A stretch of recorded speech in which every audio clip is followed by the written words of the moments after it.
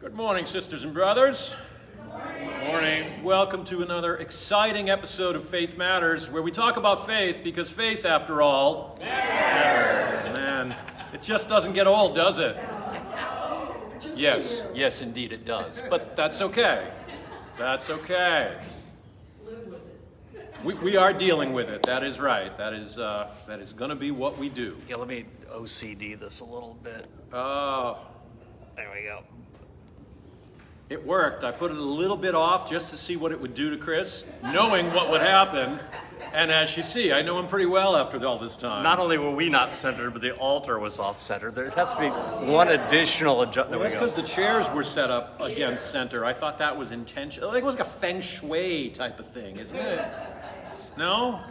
You're not getting... Okay, maybe I'm the only one feeling that. You know what it was? It was because I just felt this was the space for the tripod. Okay. I guess that doesn't make any sense, does it? Y'all know much more than you needed to know at this point. Good morning, everybody. Hey, here's an idea. What if we read the gospel?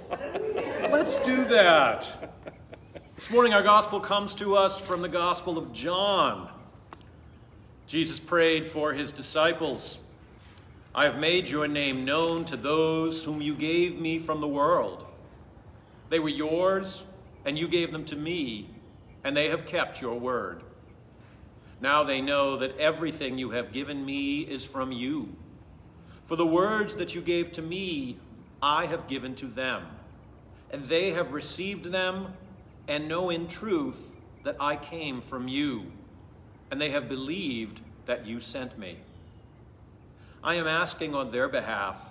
I am not asking on behalf of the world, but on behalf of those whom you gave me, because they are yours. All mine are yours, and yours are mine, and I have been glorified in them. And now I am no longer in the world, but they are in the world, and I am coming to you. Holy Father, protect them in your name that you have given me, so that they may be one as we are one. While I was with them, I protected them in your name that you have given me. I guarded them, and not one of them was lost, except the one destined to be lost, so that the scripture might be fulfilled. But now I am coming to you, and I speak these things in the world so that they may have my joy made complete in themselves. I have given them your word, and the world has hated them because they do not belong to the world, just as I do not belong to the world. I am not asking you to take them out of the world, but I ask you to protect them from the evil one. They do not belong to the world, just as I do not belong to the world. Sanctify them in the truth. Your word is truth. As you have sent me into the world, so I have sent them into the world. And for their sakes, I sanctify myself, so that they also may be sanctified in truth.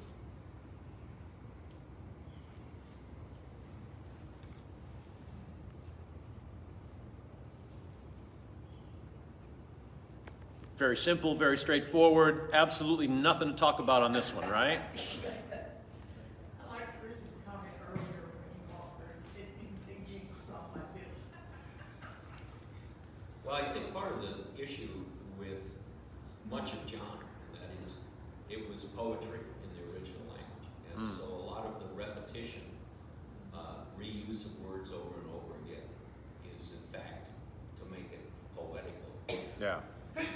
It does lose a little something in the translation. Yep. Whatever the language, though, the verb and the theme of giving, belonging, and having, who is whose and who is not, the level of repetition for me, I feel like that's clearly being made for a point, the reason of which I do not know. Of belonging, and then not belonging, unless that's just the point itself, is that John wants to create a sharper contrast than normal between those who are in and those who are out, which is a theology that I find challenging already. But again, there's no doubt in this gospel passage that the author of John believes you either got it or you don't. You're either the 11 disciples who aren't Judas, or you're the one who's lost forever. Goodbye. I hear what you're saying, and I can see where you could interpret that, but I think that there's a bit more to it than that. Because the dichotomy that I read in this isn't so much about who's in and who's out. It's more, as I read it, about take these disciples, Lord, the ones I have taught and the ones I have given your word, because we know we have a task for them. They've got to take this message out into the world, and the world, however, isn't going to like it. There's a whole lot of, they're in the world, but they're not of the world. Just like I'm not of the world, they're not in the world. I'm going to give them this task, and the world's going to hate them for it. So I see that sort of division as empower, enable, give them the strength and the protection to go into that hostile world and to bring them the good news.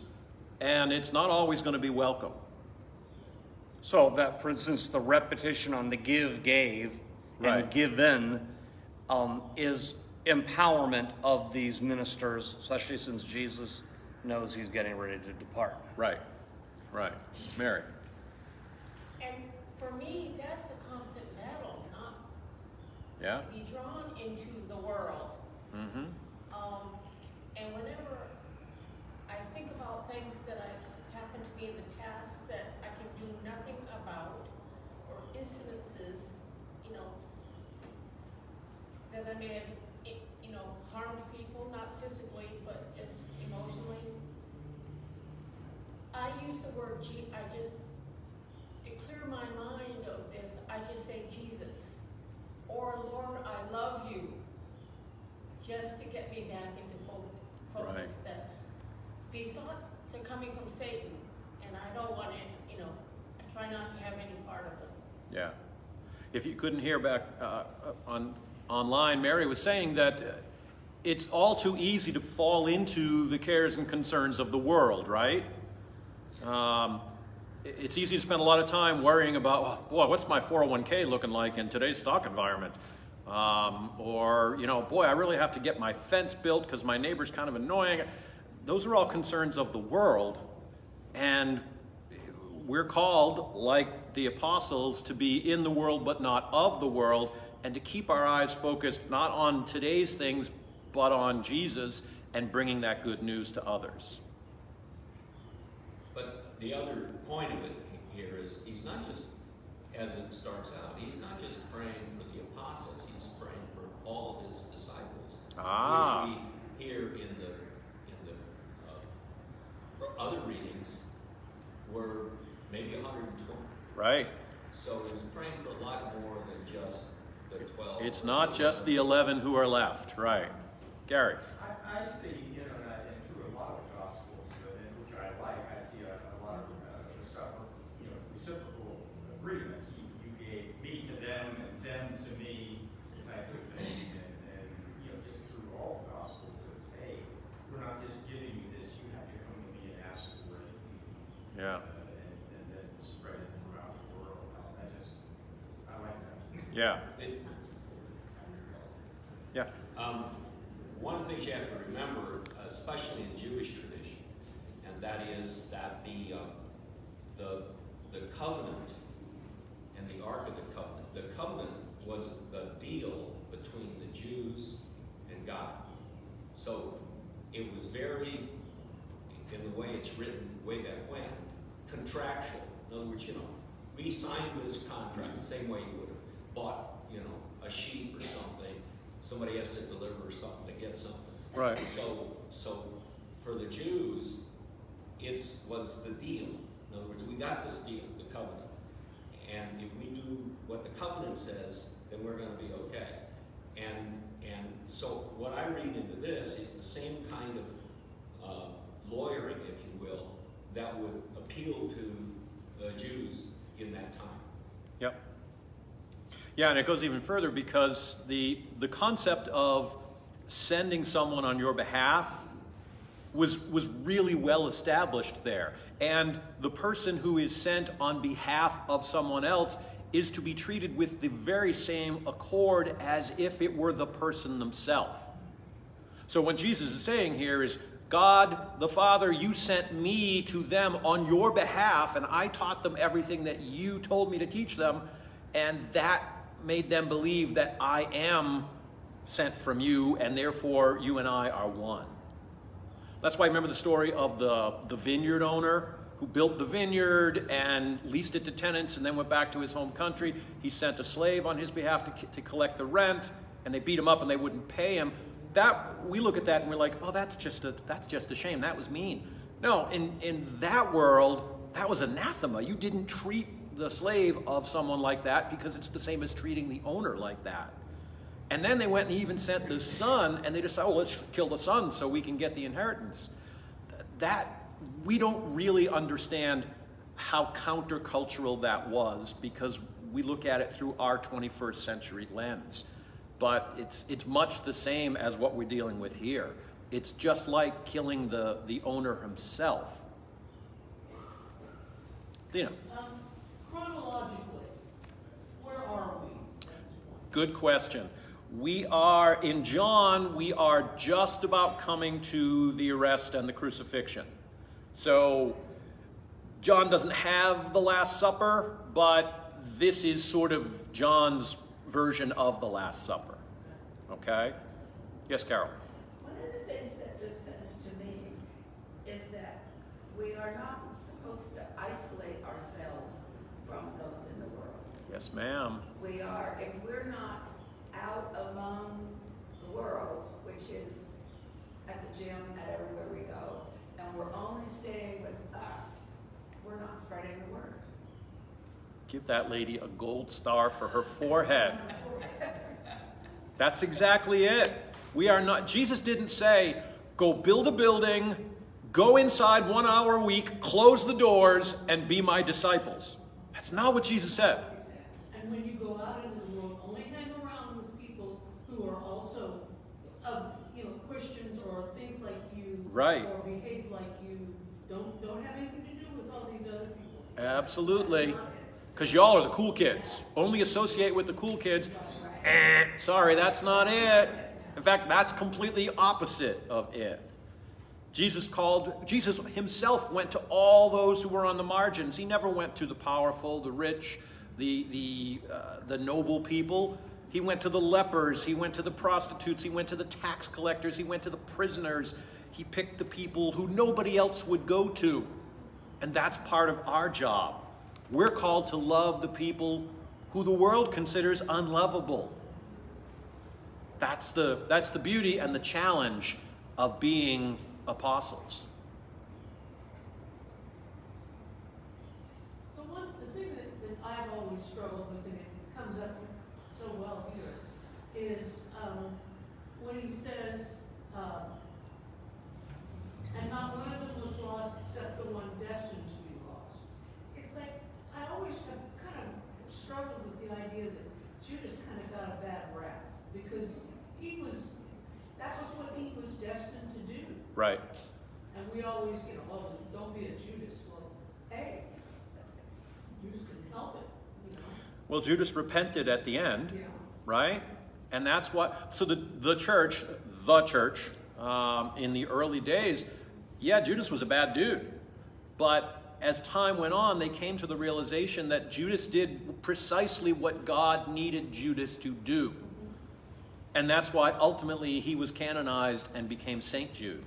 Because were it not for Judas, the arrest, the crucifixion, the resurrection could not have been accomplished.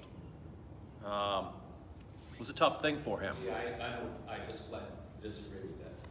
The church hierarchy in Jerusalem at that time, they were going to kill Jesus, and if it hadn't happened the week it did, it would have happened the next week. Mm-hmm. So right, but they needed an entry point. And Judas was that entry point. But they were going to get it, period. Right. It's just a matter of time. But the story is so much more compelling to be betrayed by one of his own.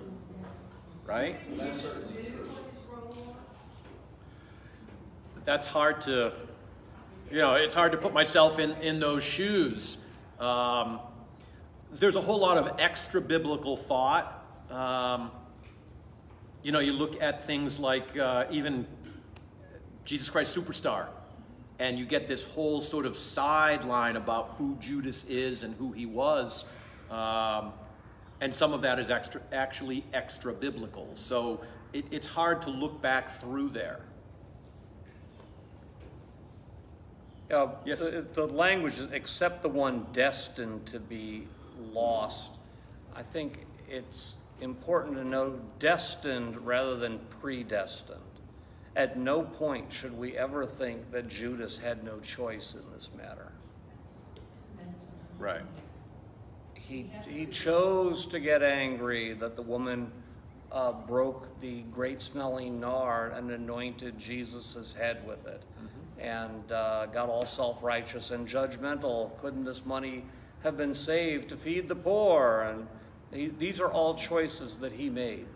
And there's this idea in terms of destiny and predestiny, that there are levels therein, that because God knows in advance the choices we will make, does not make it any less a choice. There's the Zen of predestination. And then there will others say, well, if it's in God's mind already, knowing that these things are going to happen, doesn't God's mind have a creative effect? If God created all, you see how this goes on and on and on as a discussion.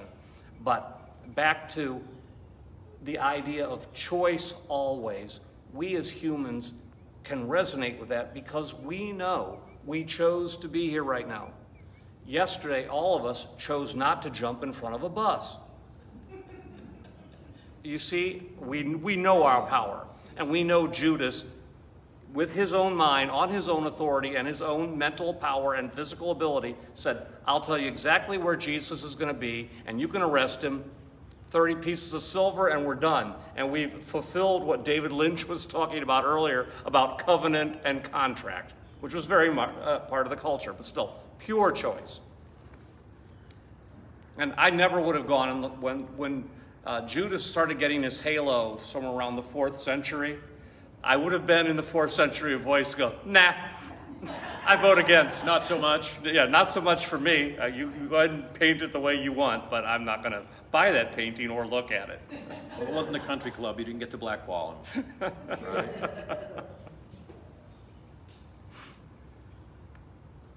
What else? What else did you see that challenged you?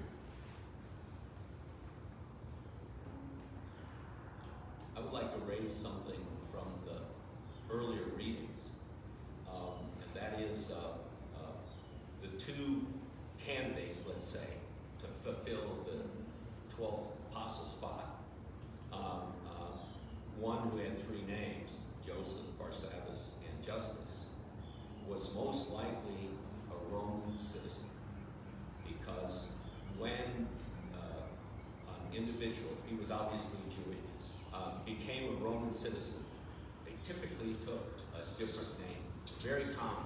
So almost all of the famous characters that you hear about in Roman history, almost all of them took on additional names, multiple names.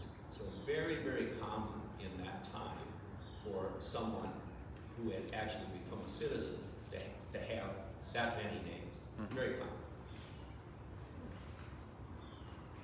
Distinctly possible. We don't get that in the gospel, or even in Acts. Acts really is sort of a 5th gospel if you look at it from that perspective. But the choice was essentially random, because the way they cast lots in the old world like that was to take a stone or something and put the name of a person, and they put them into a container, and then they would shake the container, and the one that fell out was God's choice. Drawing names out of a hat. Like drawing names out of a hat, exactly. So there wasn't like a whole lot of campaigning going on, or I'm for Justus, I'm for Matthias. No smoke-filled rooms like we have, you know, where deals are being cut. No political action committees, no stump speeches, no surrogates, all this stuff. The drawing of lots was a forerunner to the John F. Kennedy $50, which is always in my pocket. And people go, "Oh no, isn't that like calling on spirits?" No, when you're 50-50 on something, and you're also okay with either eventuality, as I know that 2,000 years ago, I probably would have been okay with Justice or Matthias. But they didn't have John Kennedy $50 coins back then. Shake and see what came out of the jar. But it's interesting. I find it interesting how comfortable people are or are not. There's been a real, especially the more evangelical or Baptist Church of God, will always be the one or more likely to warn people in sermons and in teachings to avoid anything that has any chance of risk, like 2/3 of Las Vegas, you know, where there's odds or gambling. But yet they have to turn a blind eye to the reading from Acts today, where they very clearly, as Rick said, they, you know, probably had 2 rocks in a jar with a name or a scratch on it to represent each man, and shook it to see which one came out. And it wasn't gambling at all. It really was a form of discernment. And this sermon is almost over. If you want this discernment... Good, because I got one in about half an hour. Good. If you want this discernment to work, if you want God to assist you this way, you have to believe with the pureness of your heart. If you think that flipping a coin to decide whether or not you're going to do A or B invites evil forces that may torment and misguide you, do not flip that coin. And also don't participate in the selection of Matthias and Justice. Leave the room, because you know we need people of faith around at that time who believe in that one form. And if it's not you, again, you have the choice not to. Is anybody making comments? Oh yeah, we have to look at those, don't we? See, Jen doesn't come and the wheels just fall off. I'm lost without her. Ryan Coy says, Jesus will make whatever is wrong right and whatever is right great as long as we have faith and do what he asks. Back to talking about Judas. Carol has a good point, says Kelly Morgan, and it's a good argument against echo chamber communication like we are falling into today. What does echo chamber communication mean? Where you only hear what you want to hear. Oh, I see. You look for justification, not discussion. Yes. Okay. In other words, people don't want to hear your opinion. They want to hear their opinion coming from your mouth. And if so, then they will agree with you. But if you give them your opinion and it differs from theirs, I don't want to hear that. Exactly. And that is where social media becomes a problem. We have given ourselves the ability to self-select what we want to hear and what we don't want to hear. I preached a sermon a while back on satellite radio. I have satellite radio in my car, and boy, I love it. But I realized when my kid was asking me, "Oh, Dad, have you heard the new song by blah, blah, blah?" I was like, well, not only have I not heard the song, I have no idea who blah, blah, blah is, because all I listen to is Frank Sinatra and 80s music. Don't judge me. But that's because I can self-select what I listen to, and as a consequence, I don't hear anything that's new. And that's sort of a problem, right? Yeah. Maybe not, I don't know. We've got some good music out now. I know who Post Malone is, only because he's got all those really funky tattoos on his face, but I don't think I know his music. Anyway, the dangers of limiting your viewpoint. That's kind of what I'm talking about. Frank Cornett says St. Jude was Thaddeus, not Judas Iscariot. I don't think I know anything about that. Thaddeus? Yep. Okay. Again, Thank you, biblical Frank. names get very convoluted. Thank you, Frank. Yeah, we could have been going down a blind alley with that one. But Judas is not considered the bad guy. Actually, this is a great point. Who does get the blame? Well, Pontius Pilate. Pontius Pilate. We say it every Sunday. Judas doesn't get mentioned in the Nicene Creed, but boy, we take Pontius Pilate out for a ride every single Sunday. That's why you don't see a lot of Roman kids, a lot of Italian kids named Pontius. Right? I mean, we've kind of destroyed that name. There are no Adolfs in Germany. There are no Adolfs in Germany. There are no Pontiuses in Italy. Right?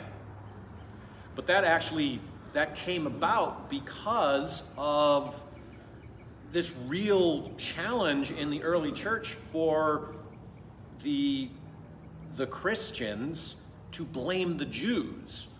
And so they said, we've got to find somebody other than the Jews to kind of, because the Jews were being called Christ killers. And there was a lot of animosity, and the Christians had forgotten that they grew out of Judaism. And so one of the ways around that was, well, let's get somebody to be the scapegoat. We do that really well as humans, don't we? And Pontius Pilate got elected. Yes, ma'am. You're mentioning, reminded me, a long time ago, I had a friend in Illinois, raised in a Roman Catholic home, went to parochial school her whole life. We were having a discussion, and I said, Schuller, was Jesus Christ a Roman Catholic? And she said, well, of course he was. Right. And I said, no, he wasn't. He was a Jew. And she didn't believe me until her husband said, yes, that's right. Right. So there we have a prime example of how uninformed a lot of people are. Oh, yeah. If you couldn't hear Dorothy, what she was saying is she had a friend back east who was a very staunch Catholic, and Dorothy asked her, well, was Jesus a Roman Catholic? And her answer was, well, of course he was. Also wrong. Jesus was not a Catholic. Jesus was not a Christian. Jesus was Jewish. A devout Jew. A devout Jew who knew the scriptures inside and out. And I don't know that Jesus ever wanted a religion built upon himself. He wanted us to have a religion based on God. You know, we're the same thing. Luther didn't want a religion based upon him. He wanted to reform the church. I think it's noteworthy in the Nicene Creed that, as Father Rick mentions, blame had to be assigned, and Pontius Pilate got it. But other likely targets, reasonable targets, might have been Herod and Caiaphas. And of the three, Herod and Caiaphas would have been much more responsible for the crucifixion than Pontius Pilate, or for that matter, even Judas. But here we are. The Nicene Creed was written by people who were already powerful in the church. And I think part of it was not only protection of eliminating anti-Semitism, but also protecting people who were high up and powerful in religious institutions, which Pontius Pilate was not. So right. No swipe, no suffered under High Chief Priestly Caiaphas gets recited every Sunday, although that would be truer to the truth. And yet, counter to that, and we're almost done, is that the Nicene Council of Nicaea, was called by the Roman Emperor. So to have the Emperor reigning over a church tribunal which would allow the empire or a servant of the empire to get blamed for this is sort of startling too. Well, but Pontius Pilate is kind of a nobody. But Herod didn't get blamed. Caesar was not blamed. Right. So what they did is Constantine just sort of cut Pontius Pilate adrift and said, he was just a renegade. Right. But the highest in government and the highest in institutional religion were both protected. Right. And we'll protect them later this service at the 10 o'clock at the Nicene Creed. Wow. And on that note, brothers and sisters, we'll see you in a half an hour for worship.